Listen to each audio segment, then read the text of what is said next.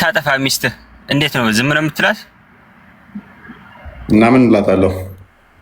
መገረፍ አለባት እንጂ መገረፍ አለባት ስትል አንተ ስታጠፋት እሷ ትገርፋለች፣ አንተ መግረፍ ትችላለች? አይቻልም። አላህ አስቀድሞም ብሏል፣ الرجال قوامون على النساء بما فضل الله بعضهم على بعض ብሏል።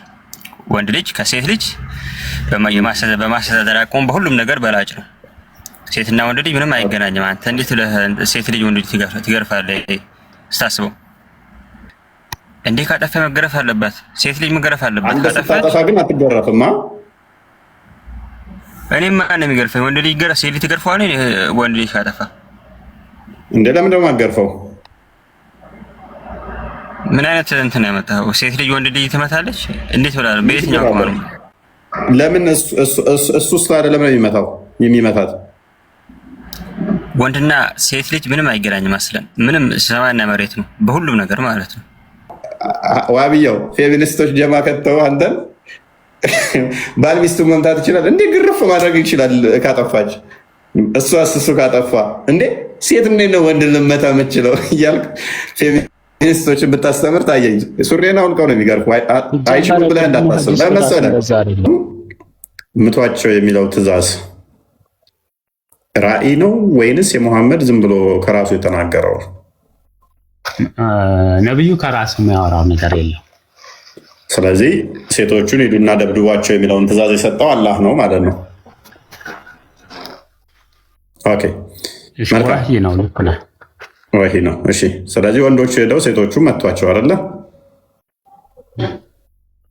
በዚህም በመመታታቸው ምክንያት 70 ሴቶች ቅሬታ ሊያሰሙ የመሐመድ ቤተሰብ ጋር መጡ አይደለ? እሺ። ስለዚህ የመሐመድ ቤተሰብ ዙሪያ መጥተው እያንዳንዳቸው ስለ ባሎቻቸው አጉረመረሙ አይደለ? ቅሬታ አሰሙ አይደለ? እሺ። ኦኬ።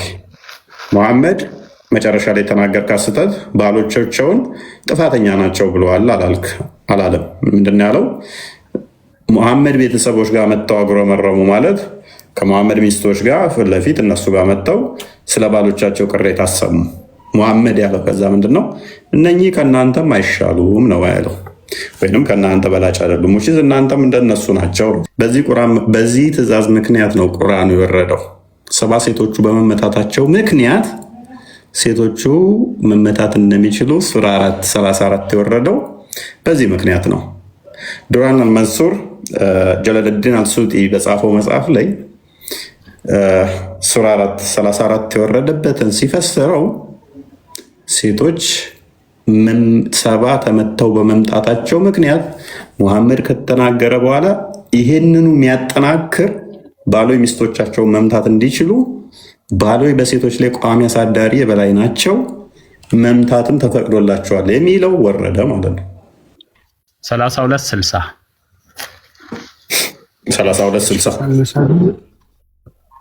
እሺ፣ ዩቱብ ላይ ሰላም ብያቸዋለሁ። እስተዛ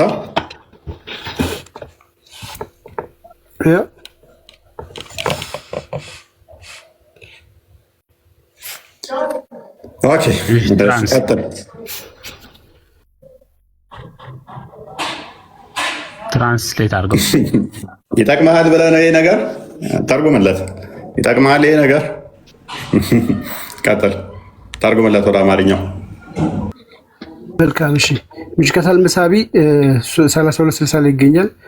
ምን ይላል ሐዲሱ? ለቂጥ ኢብን ሰቢራህ እንደተረከብት እንዲህ ብለዋል። ያላ መልእክተኛ ወይ ምላሷ ላይ የሆነ ነገር መጥፎ ንግግር ያለባት ሚስት አለችኝ አልኳቸው። እርሳቸውም ፍታት አሉኝ። እኔም ከእርሷ የወለድኩት ልጅ እንዳለኝ አብራኝ የምትኖር ጓደኛ መሆኗን ስነግራቸው እርሳቸውም እዘዛት፣ ምከራት፣ ገስጻት። በእሷ ውስጥ መልካም ነገር ካለ ትቀበለዋለች። ነገር ግን ሚስትህ ታናሽ አገልጋይ ባሪያህን እንደምትመታው አድርገህ አትምታት። ሚስትህን ታናሽ አገልጋይ ባሪያህን እንደምትመታው አድርገህ አትምታት። ገስጻት ካለ በኋላ ባሪያህን እንደምትመታው አድርገህ አትምታት። ውጪ ሙሉ ለሙሉ አትምታት ሳይሆን እንደ ባሪያህ አትምታት። ኖ ይኸው ሚስትህን ታናሽ አገልጋይ ባሪያህን እንደምትመታት አድርገህ አትምታት አሉ። አቡ ዳውድ ዘግበውታል። እኔ አይደለሁም እኮ የምለው ራሴ ያመጣው አንተ ነው ያመጣው። ኢቭን ሚስትህን ምታ ነው ወይስ አትምታ ነው? በመጀመሪያ ደረጃ ከመጀመሪያ ሐዲሱ ገና ለገና ምላሷ ላይ ደስ ማይል ነገር ያለው ሲለው ፍታት አይባልም። አንድ ነቢይ ነኝ ብሎ ሚስቴ ላይ ምላሷ ላይ የሆነ ነገር ያለባት ነች ምናምን ሲል ፍታት እንዴት ይባላል? ከአንድ ነቢይ ከሚባል ማለት ነው። ሰውየው ግን መፍታት ስለማልፈል ልጆች ወልዳልኛለች ምናምን ሲለው ከዛ በቃ እንትን በላት፣ ግን እንደ ባሪያ ትምታት አይነት ባሪያም ኢቭን እንዴት መምታት እንዳለ ባሪያ ውስጥ ከገባን ብዙ ነገሮች አሉ፣ ምን ያህል መምታት እንደሚቻል ማለት ነው። መሐመድ ይስቅ ነበር ባሪያዎች ሲመቱ ቁጭ ብሎ ማለት ነው። ኢንተርቴን ያደርግ ነበር። ቆርጠው ባሪያዎችን ማለት ነው። ስለዚህ መምታትን ነው የሚያስተምር። መልካም አለመምታትን አይከለክልም። ኢቭን ሃይደር አሁን አርጉመንቱን በደንብ ተረዳው፣ ትሬስ ለማድረግ ሞክር። አትምታ ሴትን ልጅ ቢል ራሱ እኛ ቅድም ካመጣ ነው ጋር የእኛን አያፈርሰውም። የቅድሙ አዲስ ሲጀምር የመጀመሪያ ምንድነው አብሮጌሽን ይባላል በእስልምና። የመጀመሪያው በኋለኛው በሚመጣው ይሻራል። ይህ እስልምና አስተምሮ ህግ ነው። በመጀመሪያ ላይ መሐመድ እነኝን ንግግሮች ተናገረ። አትምቷቸው፣ ብዙም አትጉዷቸው አይነት ስታፍ ማለት ነው። ይሄንን ካለ በኋላ ዑመር መጣ። እነኝን ትእዛዝ ከሰጠ በኋላ ዑመር መጣና ሴቶች አሁን ቀና ቀና እያሉ ነው ብሎ ሲል ምቷቸው የሚለውን ፍቃድ ፈቀደ። ምቷቸው የሚለውን ፍቃድ ከፈቀደ በኋላ በአንድ ቀን ብቻ የተደበደቡ 70 ሴቶች መሐመድ ጋር ቅሬታ ሊያቀርቡ መጡ። ይህንን ቅሬታ መሰረት አድርጎ ደግሞ መሐመድ ምን አወረደ? ቁርአን ወረደልኝ አለ። በመጀመሪያ ምን ነበር አልኳችሁ? ሴቶች በደንብ እንዳይመቱ ወይንም እንዳይመቷቸው እንደዚህ። ከዛስ ኔክስት ምን መጣ? ሴቶች ምቷቸው የሚል ሐዲስ። ከዛ ምን መጣ? ያላ ቃል ወረደ ተብሎ በምን ተዘጋ? ምቷቸው መምታት ይቻላል በሚለው የቁርአን ክፍል ተዘጋ። የቁርአኑ ክፍል በየትኛውም አያ አብሩጌት አልሆነም። ሱራ 4 34 ላይ የወረደው በየትኛውም አልተሻረም። መደምደሚያው ማን ይሆናል ማለት ነው? ቁርአኑ ይሆናል። ቅድሚያ ይህንኛው ተሰጠ። ከዛ እንዲህ እያደገ ሄደና በቁርአን ተዘጋ። በቁርአን ተዘጋ ስትል ቁርአን ወረደ ሴቶችን መምታት እንደሚቻል አትምቷቸው የሚል ቁርአን አያ ከዛ በኋላ አልወረደም። ምክንያቱም የመጨረሻው ምንድነው እሱ ይሄንን ሴቶቹ ሰባዎቹ ከመጣ በኋላ ቅሬታ ካሰሙ በኋላ እሱን መሰረት አድርጎ የቁርአን አያ አብሪጌሽን ታውቃለህ። አንድ የቅድሙን ሐዲስ ክፈተው ቃል አቡ ዳውድን እሱ ብቻ አይደለም፣ ማአት ሐዲሶች አሉ መምታትን የሚከለክሉ ማአት ሐዲሶች አሉ። ተደብቋይ ለሁላቸውም ክሮኖሎጂካል ኦርደር ደርድረን ከኦርደሩን ላሳየ እንጂ ባል ሚስቱን ሲመታ ማንም መገላገልም መጠየቅ እንደሌለበት የሚያዙ ሐዲሶች አሉ። ለምን መታህ ተብሎ ባል መጠየቅ እንደሌለበት የሚናገሩ ሐዲሶች አሉ። አጥንታ ቆዳዋ አረንጓዴ እስኪሆን ድረስ የተደበደበች አለች። መሐመድ ፍርዱ የተዛባ የሆነበት አለ። ሌላ ሐዲስ ማለት ነው። ቀደም አጥንቷ የተሰበረችውን ያሳየዋል። አረንጓዴ ሰውነቷ ደግሞ ቆዳዋ አረንጓዴ እስኪሆን ድረስ ያበለዛት አለች። ብዙ ሐዲሶች አሉ የተደበደቡ። ፖይንታችን ስላልሆነ ኦርደሩን ብቻ አላሳየ። ሃይደር እንግዲህ እንትኑን ኦርደር ነው የፈለቀው። በመጀመሪያ መምታትን ከልክሏል። ምትና ወይንም ደግሞ እንዳይጎዷቸው አይነት ስታፍ ነበረ። ከዛ በኋላ ግን ፈቅዷል የሚል ነው ያመጣሁት። ከዛ በኋላ ቁርአን ወርዷል የሚል ነው አርጉመንቴ። ኦኬ ላሳየ። እዚሁ ሐዲስ ላይ ሁለቱን ጨርሳቸዋለሁ። በዚሁ ሐዲስ ደግሞ ቁርአን እንደወረደ አሳያለሁ። ዱ ኖት ቢት ዘ ፊሜል ስሌቭስ ኦፍ አላህ፣ የአላህን ባሪያዎች አትምቱ አለ። ሴቶቹንም ያካትታል ብለሃል ቅድም፣ ተስማምቻለሁ። ሴቶቹንም ፕሊስ በእናትህ አንተ እንትናቱን በእናትህ አትለጠፍ። ተራን ጠብቅና ታወራለህ። እንደው ጭንቅላትን አትጠቀምም እንዴ? ስለዚህ አትምቷቸው የሚለው የመጀመሪያው ትእዛዝ ነበር ማለት ነው። ስለዚህ ኔክስት የምታመጣቸው ሁሉ ከዚህ ጋር ላይን የሚያደርጉ ናቸው። ሙሐመድ አትምቱ ያላህን ባሪያ ካለው ጋር። ከዛ በኋላ ግን ምን ሆነ? ዜን ይላል ያለው ኦርደር እንደሆነ የምታውቀው። ከዛ በኋላ አለ ዜን ኡመር ከም ቱ ፕሮፌት ሰይድ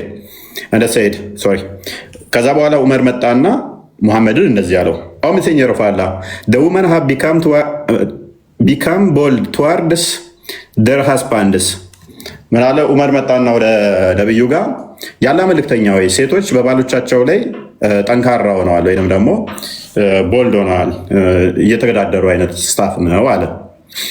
so ordered the beating of them ከዛ ነብዩ ምን አዘዘ? ሴቶች እንዲመቱ አዘዘ ወይንም ደግሞ ትእዛዝ መመሪያ ሰጠ ይላል። and they were beaten ከዛም በደንብ አስተውል፣ ከዛም ተደበደቡ። በመጀመሪያ ትምቱ፣ ከዛ ዑመር መጣ፣ ከዛ ምቷቸው አለ፣ ከዛ ምን ሆኑ? ተደበደቡ። they were beaten ከዛ ተደበደቡ። ከዛስ በኋላ then many women went around to the family of Muhammad ከዛ በኋላ ብዙ ሴቶች ወደ ሙሐመድ ቤተሰቦች ጋር ሄዱ ይላል። the next day he said በማግስቱ ከዛ እንደዚህ ያለ last night 70 women come to the family of Muhammad ከዛ ምን አለ? ትናንትና ማታ የሙሐመድ ቤተሰብ ጋር 70 ሴቶች ቅሬታ ሊያሰሙ ስለ ባሎቻቸው መጥተው ነበር አለ ማለት ነው። ስለዚህ በመጀመሪያ ትምቷቸው የሚለው አለ፣ ከዛ ምቷቸው የሚለው አለ፣ ከዛ ተመቱ የሚል አለ፣ ከዛ ቅሬታ ሊያቀርቡ መጡ የሚል አለ። በዚህ ምክንያት ቁርአን እንደወረደ መረጃ ዱራን መንሱር ጀላሉዲን አሱጢ አንድ ክፈተው ተፍሲሩን አሁን በዚህ ምክንያት ቁርአን እንደወረደ በእነዚህ ሴቶች ምክንያት ታሳየ። a man from the answer come to the prophet peace and blessing be upon him with his wife and she said oh messenger of Allah my husband is so and so and so of so please በእናትህ አዳምጥ፣ ቆይ አትረበሽ። ቁርአኑ እንደመጣብህ ላሳየህ እኮ ነው ደም ተረበሸው። ከዛ እንደዚህ ተደበደብን ምናምን ብላ and the answer he struck me leaving a mark on my face ፊቴ ላይ ጠባሳ ትቶ ደብድቦኝ ብላ ለነብዩ እንዲና እንዲያደረገኝ ብላ ቅሬታ ቀረበች ማለት ነው። ከዛም ሱራ 4:34 ሴቶቻችሁ ምቱ የሚለው መመሪያ መጣ ማለት ነው። ይሄንን የሚሽር አንድ የቁርአን አያ አትምቷቸው የሚል የቁርአን አያ ይሄንን አብርጌት የሚያደርግ ከዛ በኋላ አልመጣም። ምን ሆነ? ይሄንኛው አያ ከዛ በኋላ ወረደ ማለት ነው። ባል የበላይ ነውና ሚስቶቻችሁን ምቷቸው የሚለው ወረደ።